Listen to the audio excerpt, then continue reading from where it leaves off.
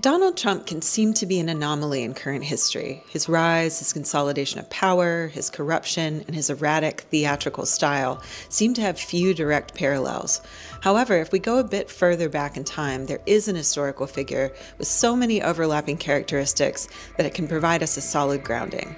Lucius Domitius Ahenobarbus, later known as Emperor Nero of Rome. Nero was the family favorite, selected by his mother, or in Trump's case his father, over his brother as the desired successor to the family empire, even though, like Trump, his brother had the more direct claim on the throne. Once his succession was achieved and his brother pushed out, Nero, and Trump, was handed the reins of the empire as a very young man. We can think of the beginning of Nero's reign as Trump's first term in office, where he was surrounded by surrogates and advisors, those who wanted to maintain the stability of the empire and who felt that the young, impulsive emperor wasn't ready to accept the mantle of power.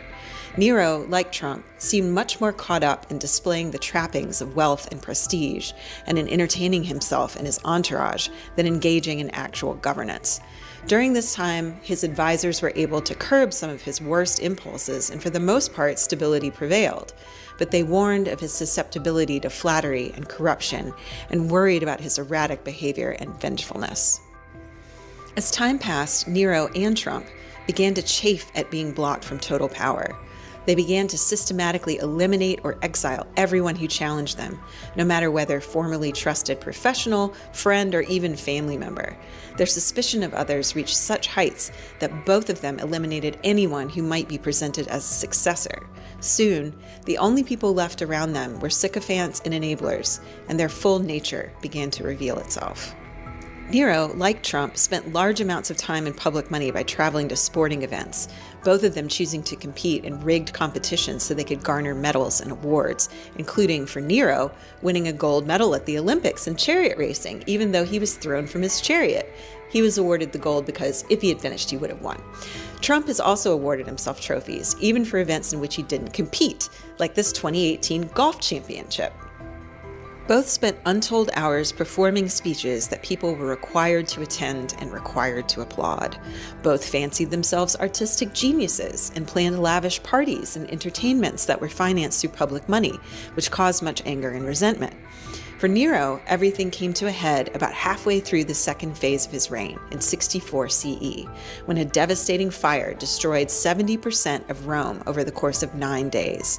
Rumors began to circulate that Nero had been too busy giving performances to even attend to the devastation, and the citizens of Rome began to agitate that he might have set the fire himself. Nero responded by accusing Christians of setting the fire, who were then an obscure sect representing less than 1% of the population.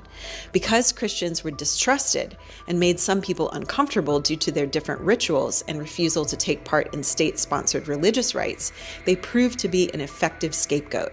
Christians were rounded up, shackled, and purged from Rome, something current Christian nationalists still hold on to in 2025 CE, 1,961 years later, as evidence of state persecution. This mirrors Trump's persecution of trans people, immigrants, and minorities as scapegoats for his policies, which are beginning to signal the possibility of a massive economic meltdown.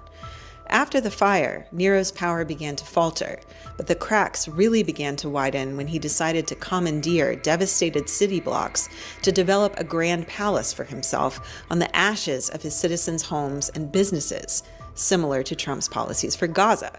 He named the monument to his own grandeur the Domus Aurea, or Golden House, and it had every possible luxury. Gilded walls, over 50 different dining rooms, mechanical ceilings that dropped cascades of flower petals, and a 100-foot-tall bronze statue of a nude Nero posing as the sun god. And all of it was financed with rapidly dwindling public monies. When he entered the Golden House for the first time after construction was finished, Nero said, "At last, I can begin to live like a human being." And here are some interior photos of Mar-a-Lago, for which we taxpayers also foot large bills. Nero even began to agitate to rename Rome Neropolis after himself. But 8 years into the literal dumpster fire, with Rome's economy collapsing and the provinces sustaining multiple rebellions, with senators being jailed or eliminated based on false charges, all dissent suppressed, and the public enraged, the empire had had enough. The military and the Senate turned on Nero and declared him an enemy of the people. He fled Rome and staged an elaborate self-unaliving, with his last words recorded as, "Ah, what an artist is passing out of this world." This is how, when checks and balances are removed, an unstable, grievance-fueled, self-aggrandizing ruler will inevitably falter. Due to his paranoia and arrogance, Nero did not leave any successor, nor has Trump. In the case of Rome, the power vacuum inspired jostling among the military, the Senate, governors, and the general population. Those who had benefited from Nero's excesses, including the citizens who enjoyed his grand displays, were upset by his ouster and even founded cults that worshipped Nero and claimed he had faked his own death and would return. After a year of civil strife in which Rome had 4 emperors, a stable victory was won by Vespasian, a military general and senator who enacted fiscal reforms to stop the economic collapse and instigate large infrastructure improvements, including bulldozing Nero's Golden House and turning it into a public space, the Colosseum. Rome came back from the brink. What can we learn from Nero?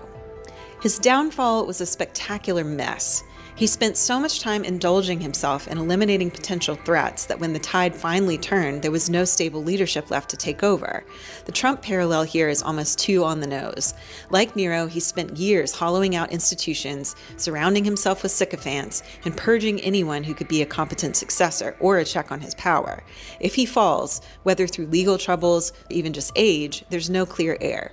The MAGA movement is built entirely around him, not a party or ideology with longevity. If and when Trump is removed from the picture, we could easily see a modern version of that Roman power vacuum, different factions of the right vying for control, each claiming to be the true inheritor of his movement. We already see this with figures like Ron DeSantis, who tried to be Trump without the chaos, but failed, because MAGA isn't about governance. It's about spectacle, personal loyalty, and grievance. It's the same reason Nero's death didn't lead to a smooth transition, but to absolute disorder. If Trump physically leaves the scene through illness, exile, or by some other means, we could see MAGA fracturing into warring factions, Trumpism becoming even more cult-like in his absence, and possibly Trump resurrection conspiracies like QAnon-adjacent myths about his return, similar to Nero's imposters. I wouldn't be surprised if people started treating AI deepfakes of him as real messages from beyond the grave in those cases.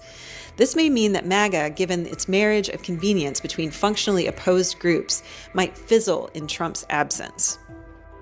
Authoritarian movements collapse without full-blown civil aggression. 1, the leader falls, but the movement is divided. In some cases, authoritarian movements fracture when the leader is removed, as in Franco's Spain. After Franco died, his regime slowly transitioned toward democracy because there wasn't a single unifying successor. 2, the state outlasts the movement. Sometimes these movements escalate toward violence, but the state suppresses them before they can gain power, as in the Weimar Republic versus the Kapp Putsch in 1920. This was an early far-right coup attempt in Germany that was shut down not by military force, but by a general strike.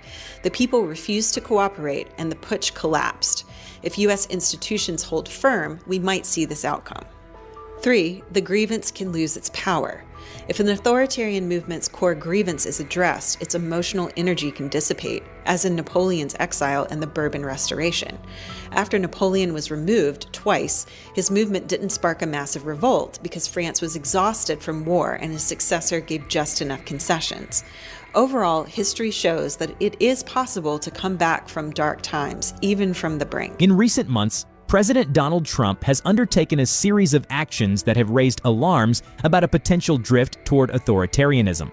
These developments have sparked intense debate among scholars, political analysts, and the public regarding the future trajectory of American democracy. One notable move was President Trump's appointment of himself as the new chair of the Kennedy Center, the nation's premier performing arts institution, replacing 13 board members with his allies. Critics argue that this action mirrors tactics used by authoritarian regimes to control cultural narratives and suppress dissenting voices. Further consolidating executive power, Trump dismissed 2 Democratic commissioners from the Federal Trade Commission, FTC. These positions are traditionally insulated from direct presidential control to ensure unbiased oversight. Legal experts warn that such actions could undermine the independence of regulatory bodies, leading to weakened consumer protections and a shift toward partisan enforcement of regulations. The president's pursuit of retribution against perceived adversaries has also intensified. Actions such as firing officials, revoking security clearances, and initiating lawsuits against media outlets have been interpreted as efforts to silence criticism and erode checks on presidential power. This pattern of behavior is characteristic of leaders who prioritize personal loyalty over institutional integrity, raising concerns about the erosion of democratic norms.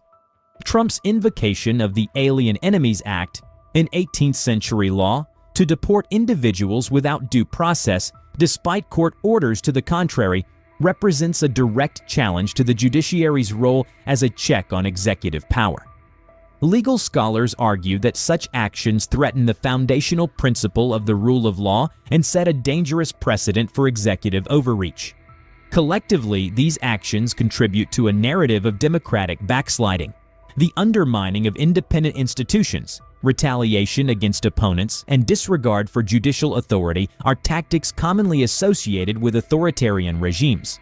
Observers caution that if left unchecked, these trends could lead to a significant erosion of democratic governance in the United States. As we reflect on these developments, it is crucial to consider the implications for the future of American democracy. How can citizens and institutions effectively respond to safeguard democratic principles in the face of such challenges? Engage with us in the comments below, and don't forget to like and subscribe to Trend Feed for more in-depth analyses of pressing issues.